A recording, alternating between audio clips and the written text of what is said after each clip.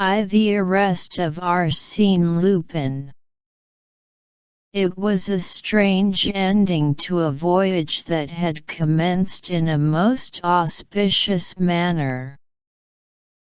The transatlantic steamship La Provence was a swift and comfortable vessel, under the command of a most affable man. The passengers constituted a select and delightful society.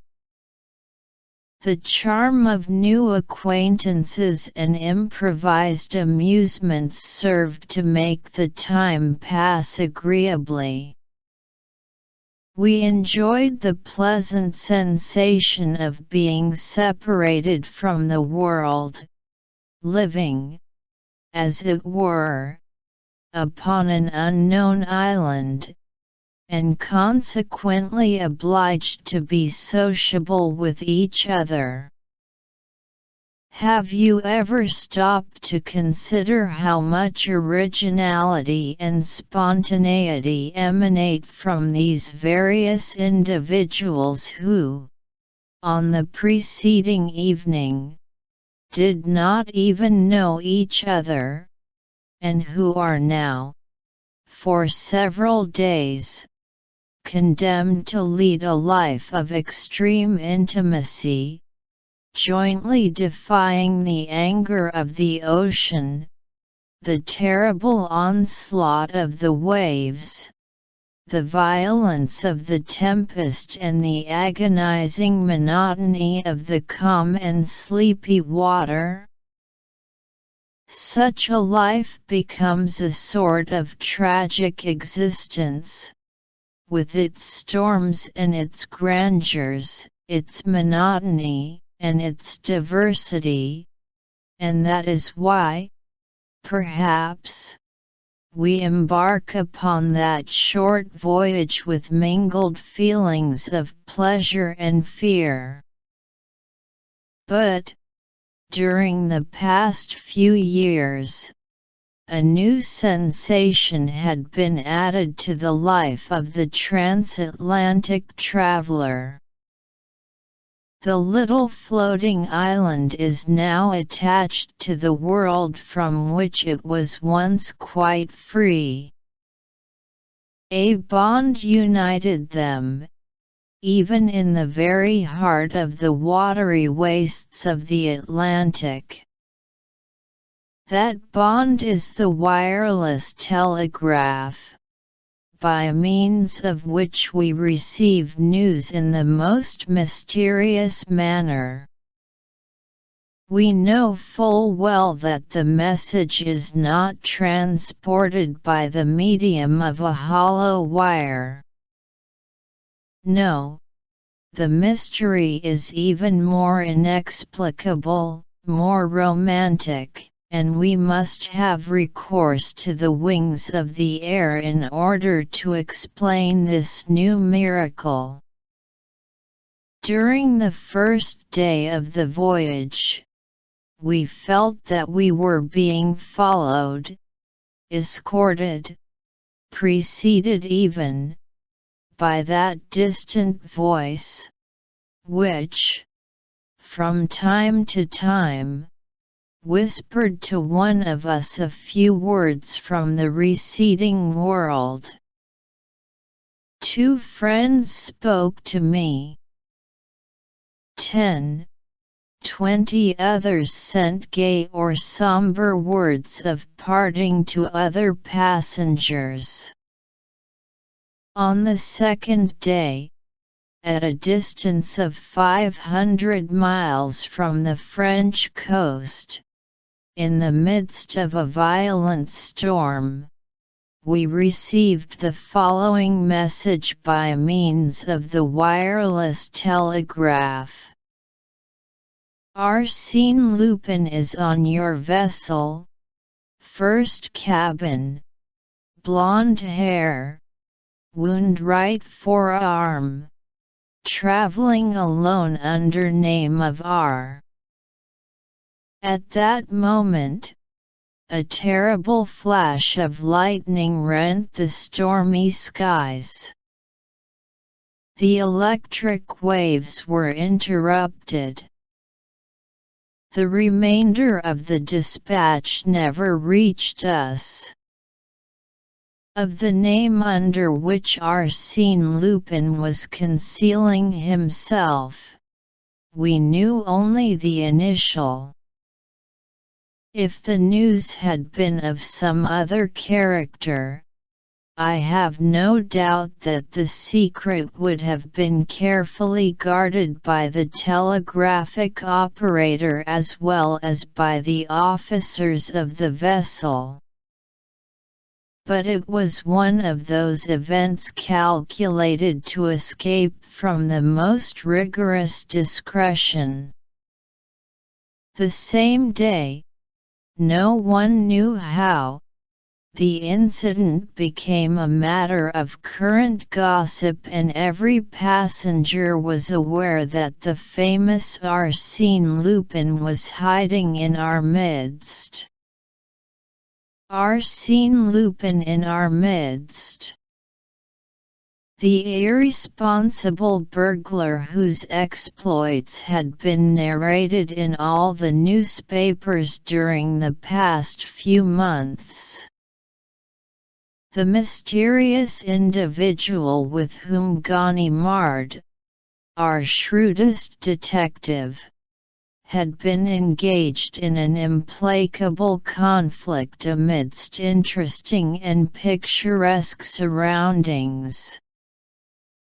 Arsène Lupin, the eccentric gentleman who operates only in the chateaux and salons, and who, one night, entered the residence of Baron Schormann, but emerged empty-handed, leaving, however, his card on which he had scribbled these words: Arsène Lupin, gentleman burglar, will return when the furniture is genuine.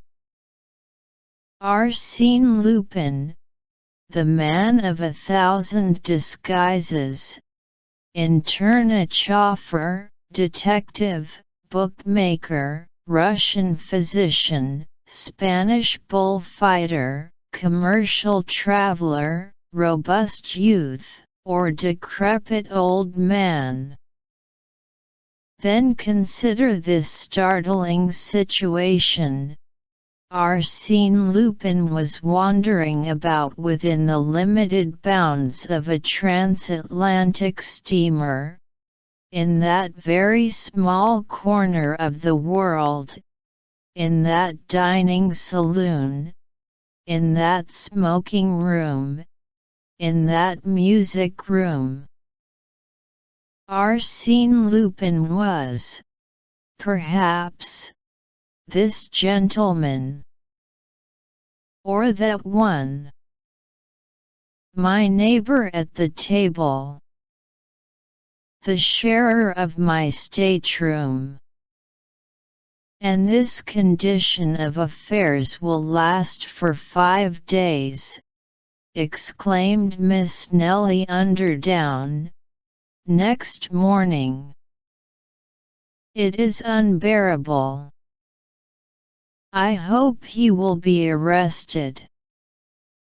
Then, addressing me, she added, and you, Monsieur d'Andrézy, you are on intimate terms with the captain. Surely you know something. I should have been delighted had I possessed any information that would interest Miss Nellie. She was one of those magnificent creatures who inevitably attract attention in every assembly. Wealth and beauty form an irresistible combination, and Nellie possessed both. Educated in Paris under the care of a French mother, She was now going to visit her father, the millionaire underdown of Chicago. She was accompanied by one of her friends, Lady Jerland.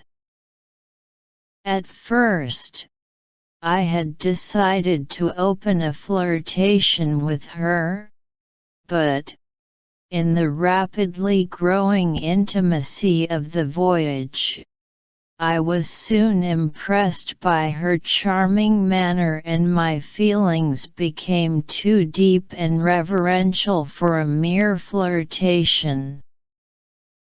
Moreover, she accepted my attentions with a certain degree of favor. She condescended to laugh at my witticisms and display an interest in my stories. Yet I felt that I had a rival in the person of a young man with quiet and refined tastes, and it struck me, at times, that she preferred his taciturn humor to my Parisian frivolity. He formed one in the circle of admirers that surrounded Miss Nellie at the time she addressed to me the foregoing question. We were all comfortably seated in our deck chairs. The storm of the preceding evening had cleared the sky.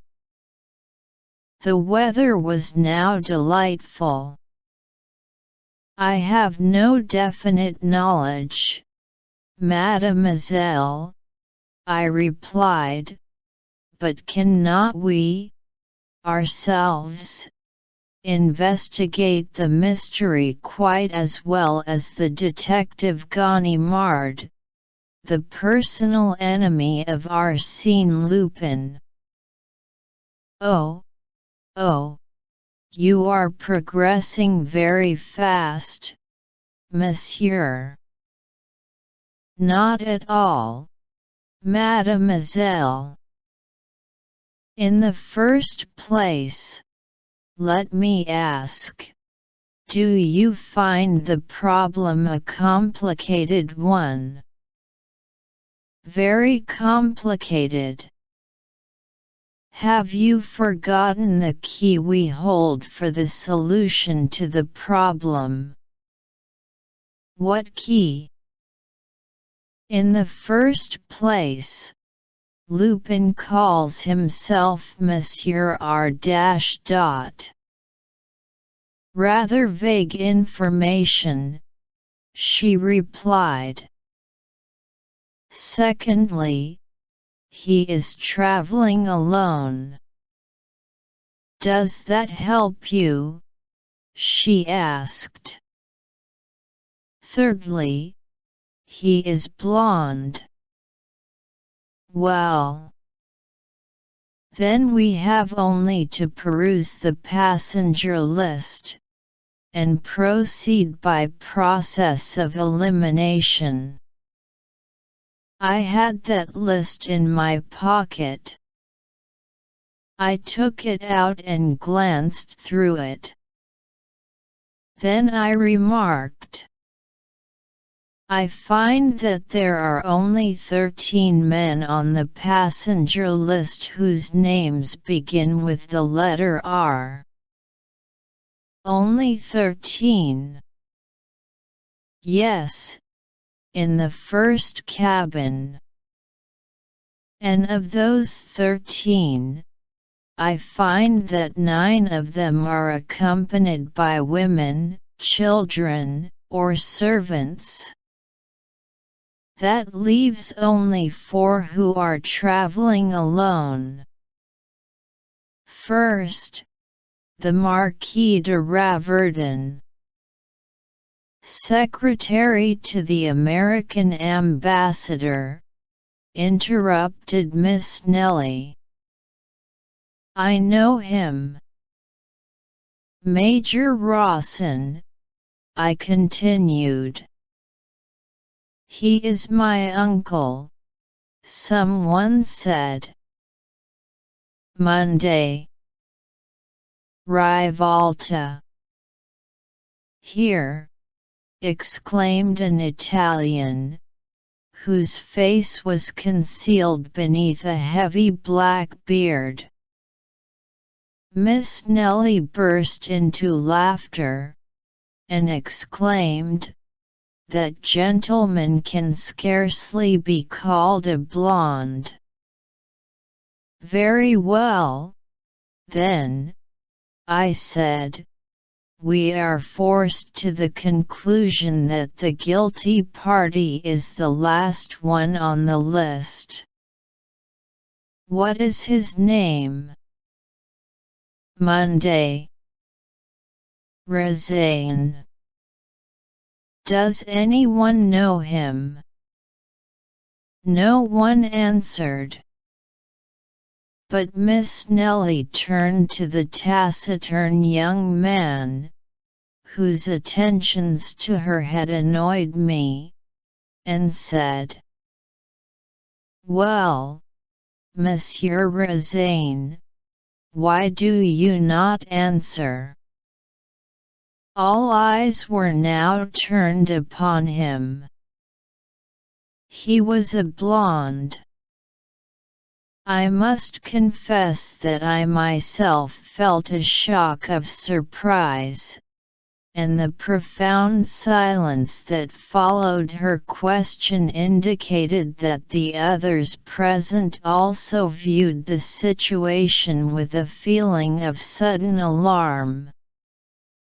However, the idea was an absurd one, because the gentleman in question presented an air of the most perfect innocence.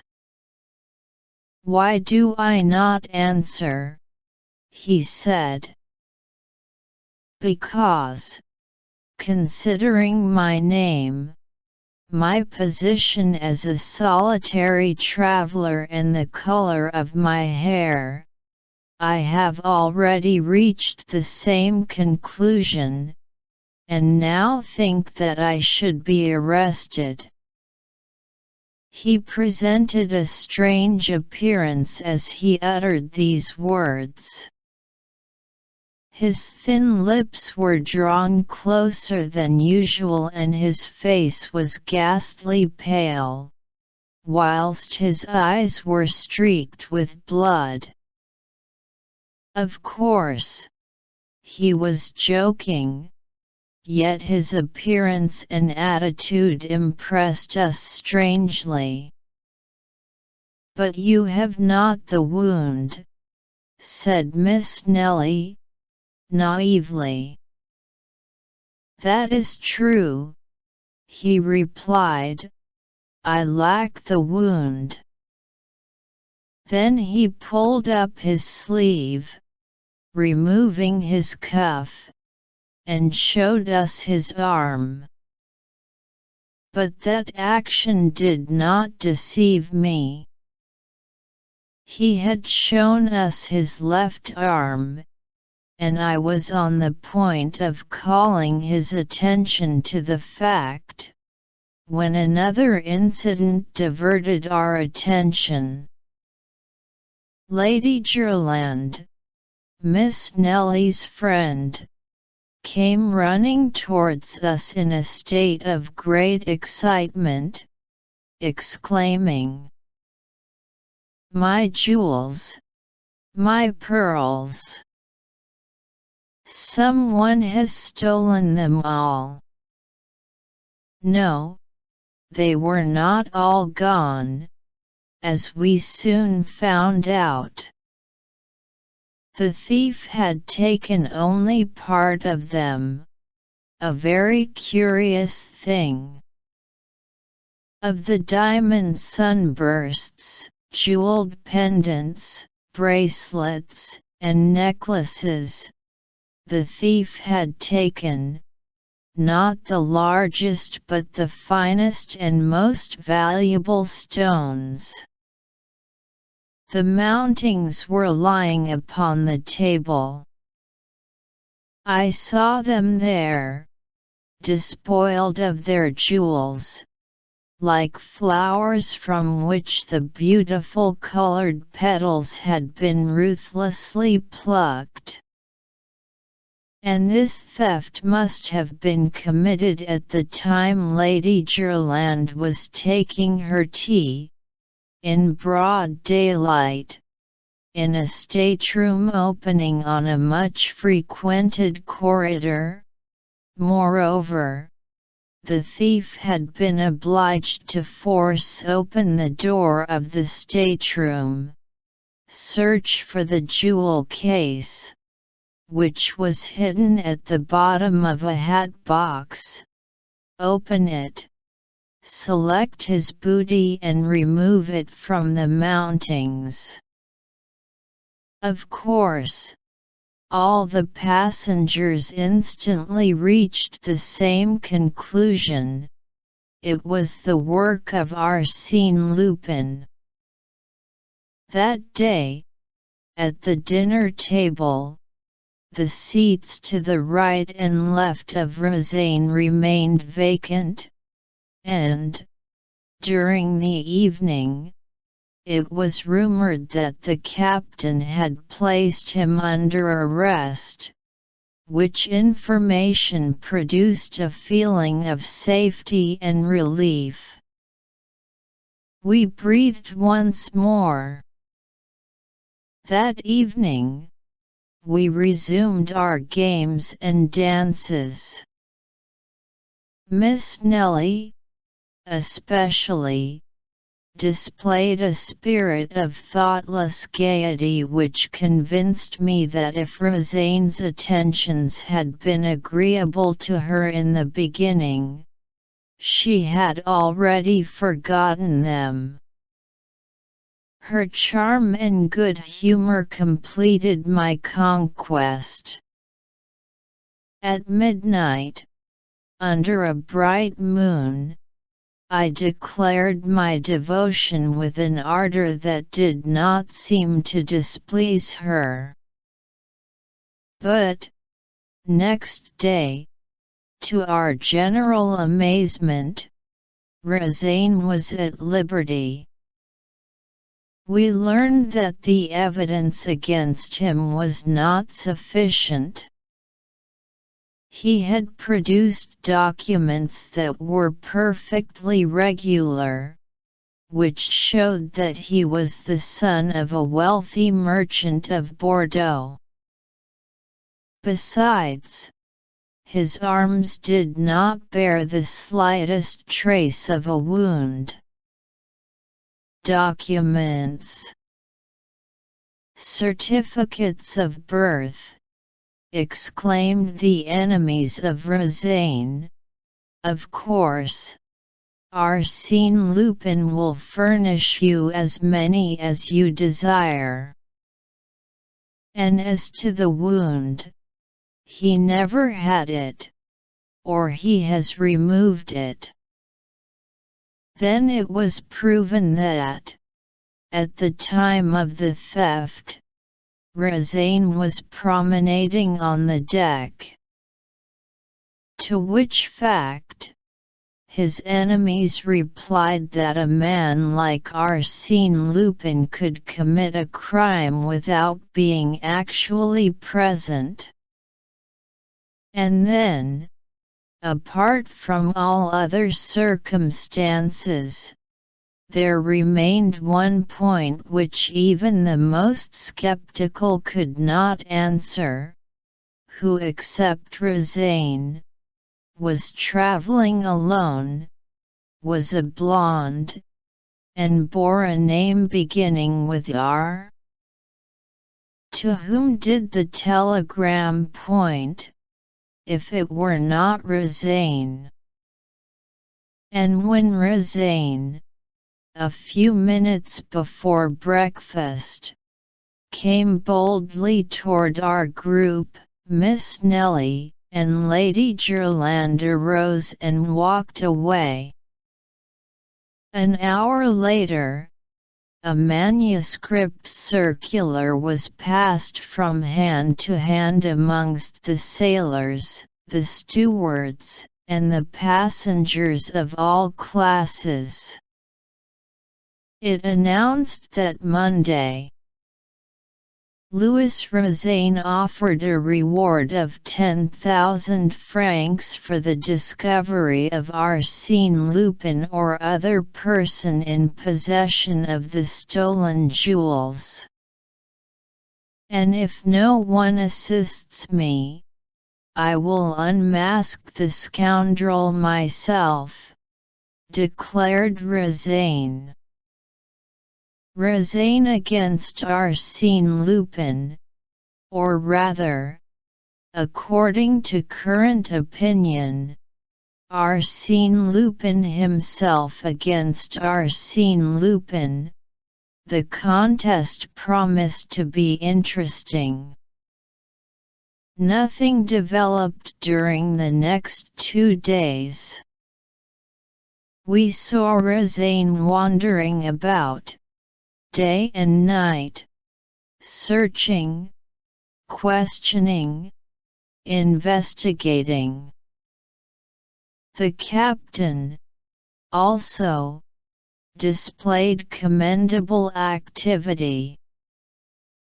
He caused the vessel to be searched from stem to stern, ransacked every stateroom under the plausible theory that the jewels might be concealed anywhere, except in the thief's own room.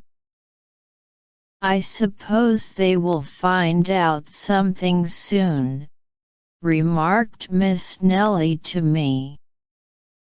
"He may be a wizard, but he cannot make diamonds and pearls become invisible."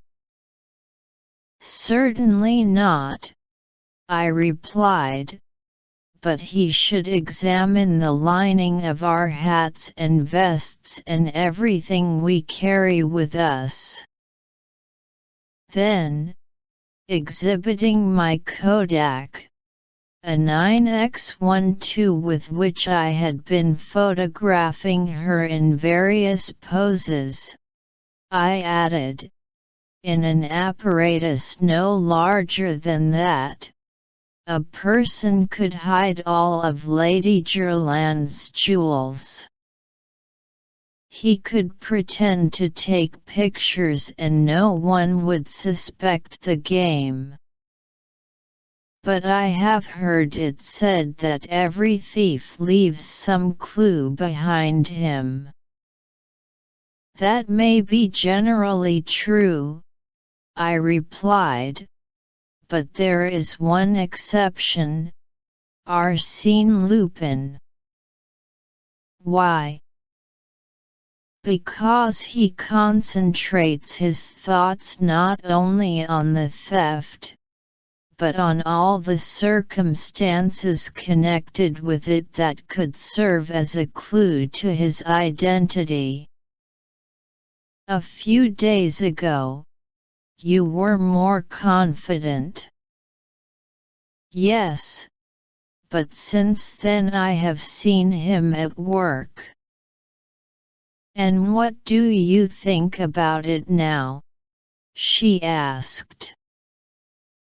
"Well, in my opinion, we are wasting our time."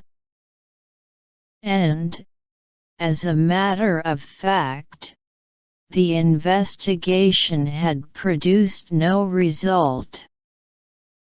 But, in the meantime, the captain's watch had been stolen. He was furious. He quickened his efforts and watched Rozaine more closely than before.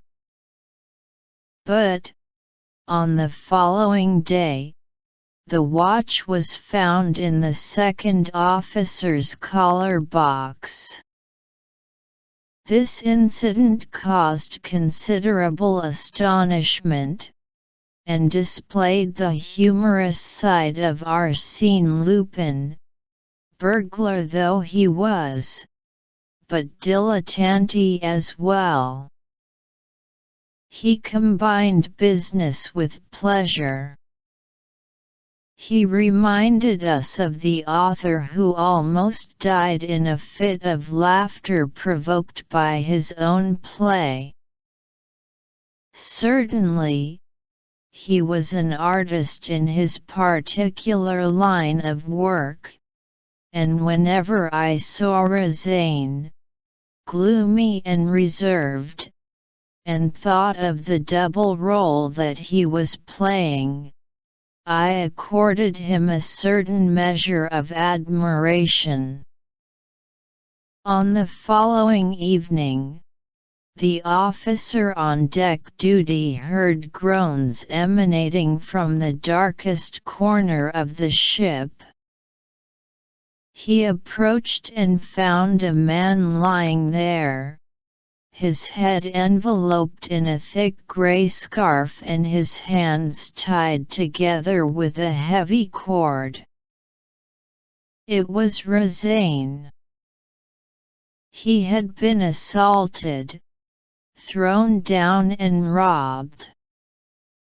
A card, pinned to his coat, bore these words: Arsène Lupin accepts with pleasure the 10,000 francs offered by Monday.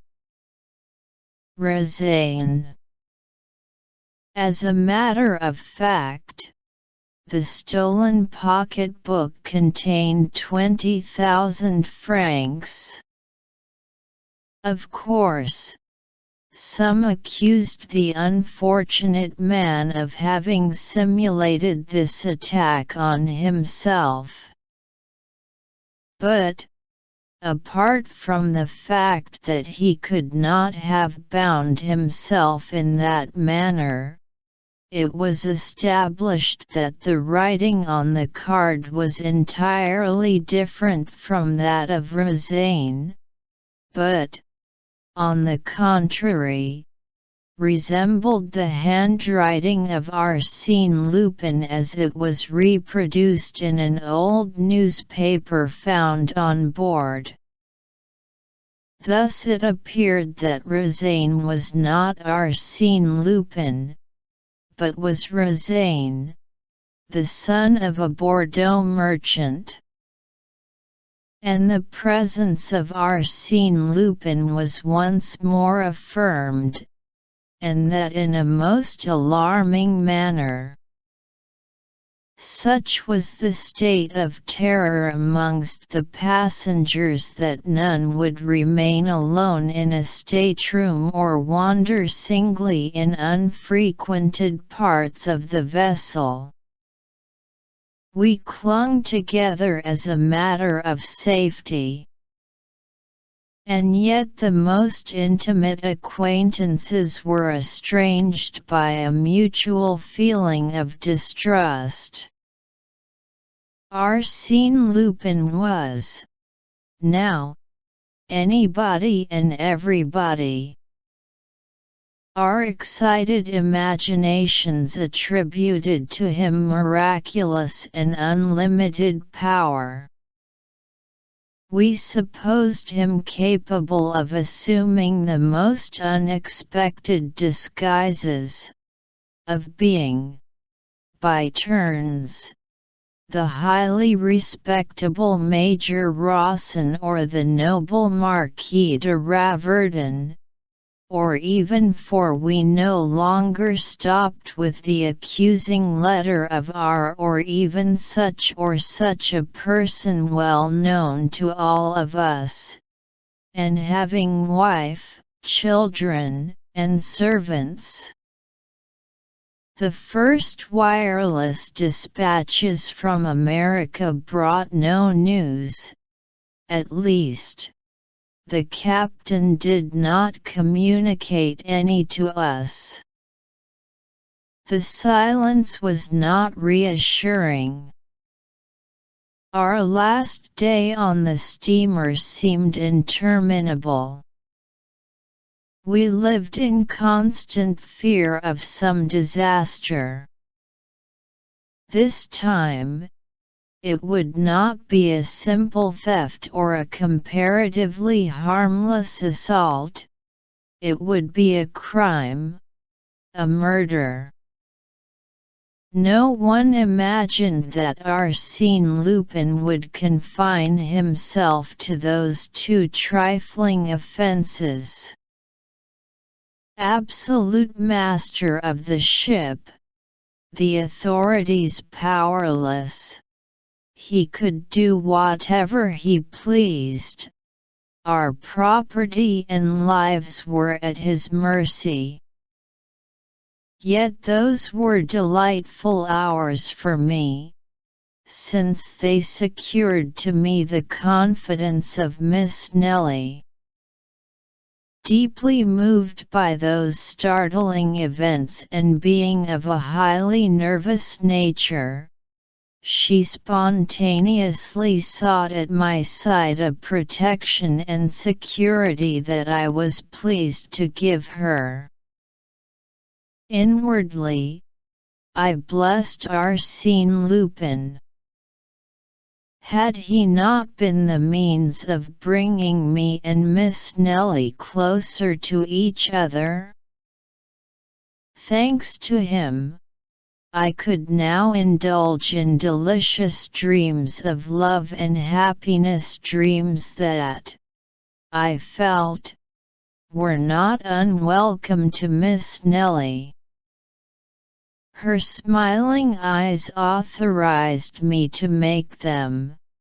The softness of her voice bade me hope. As we approached the American shore, the active search for the thief was apparently abandoned, and we were anxiously awaiting the supreme moment in which the mysterious enigma would be explained.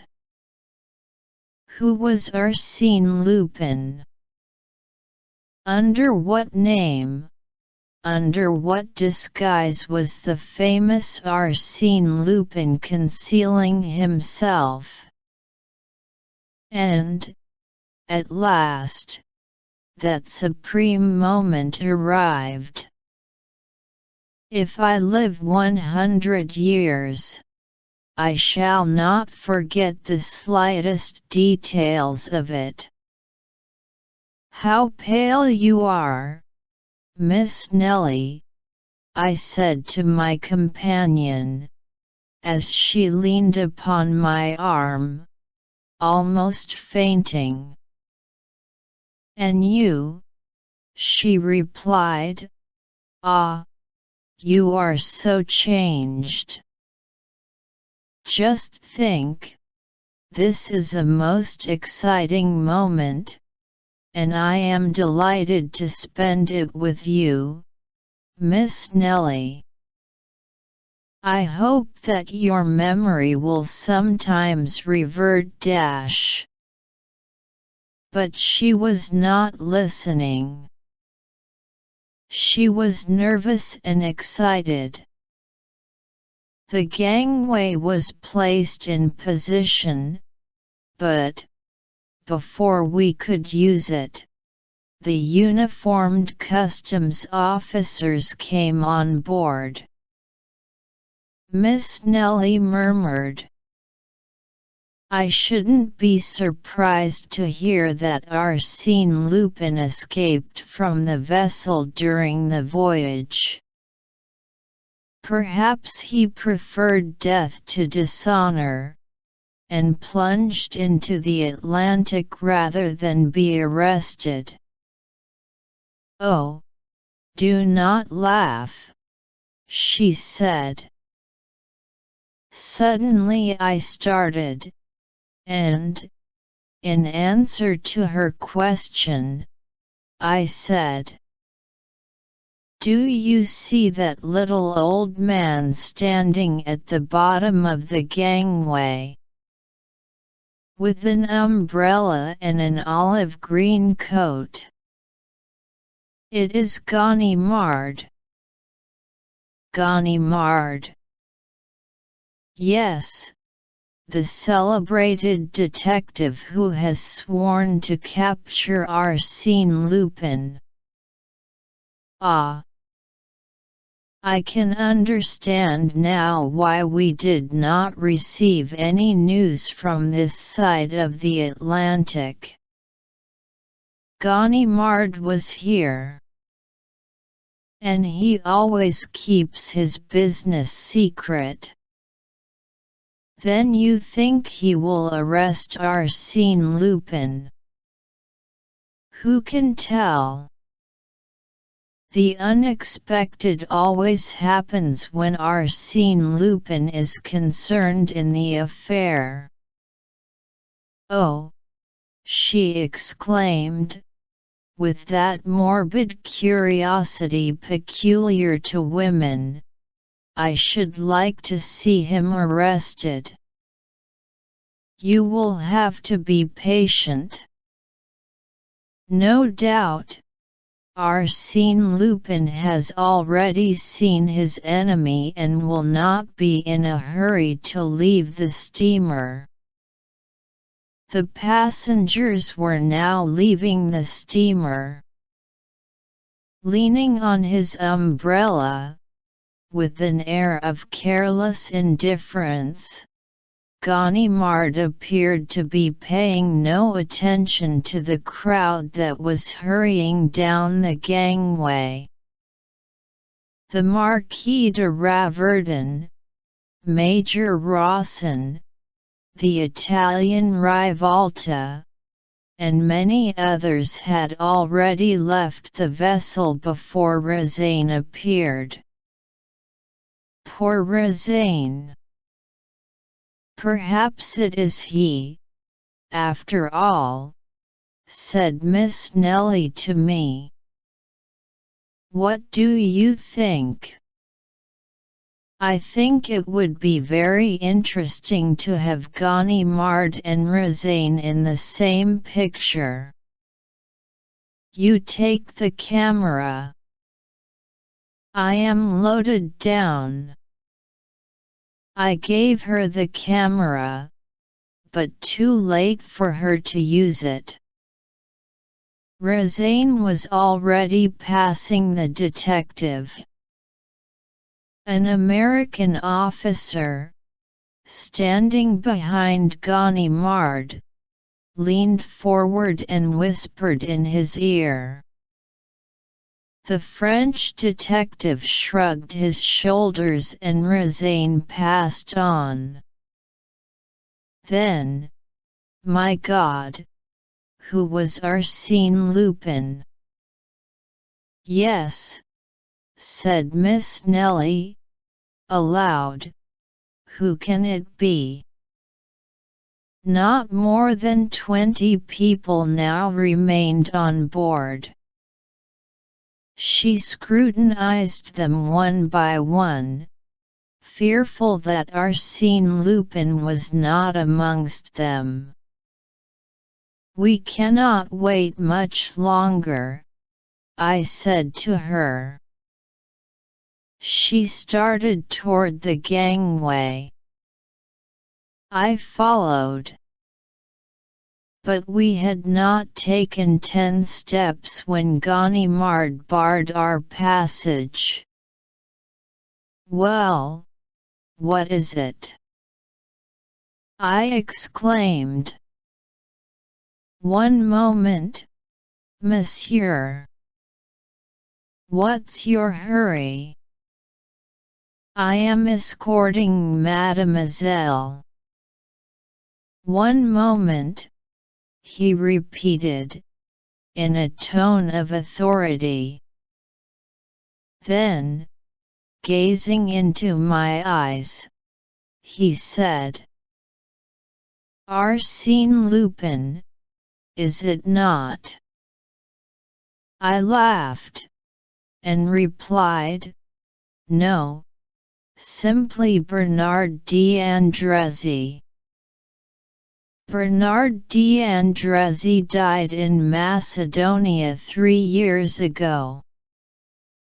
If Bernard d'Andrézy were dead, I should not be here. But you are mistaken.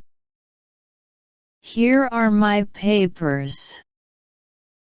They are his, and I can tell you exactly how they came into your possession. You are a fool, I exclaimed. Arsène Lupin sailed under the name of R. Yes, another of your tricks, a false scent that deceived them at Havre. You play a good game, my boy, but this time luck is against you. I hesitated a moment. Then he hit me a sharp blow on the right arm, which caused me to utter a cry of pain. He had struck the wound, yet unhealed, referred to in the telegram. I was obliged to surrender. There was no alternative. I turned to Miss Nellie, who had heard everything. Our eyes met. Then she glanced at the kodak I had placed in her hands, and made a gesture that conveyed to me the impression that she understood everything. Yes, there, between the narrow folds of black leather, in the hollow center of the small object that I had taken the precaution to place in her hands before Ganimard arrested me, it was there I had deposited Rosane's 20,000 francs and Lady Gerland's pearls and diamonds. Oh! I pledge my oath that, at that solemn moment, when I was in the grasp of Ganimard and his two assistants, I was perfectly indifferent to everything, to my arrest, the hostility of the people, everything except this one question: what will Miss Nellie do with the things I had confided to her? In the absence of that material and conclusive proof, I had nothing to fear, but would Miss Nellie decide to furnish that proof? Would she betray me? Would she act the part of an enemy who cannot forgive, or that of a woman whose scorn is softened by feelings of indulgence and involuntary sympathy? She passed in front of me. I said nothing, but bowed very low.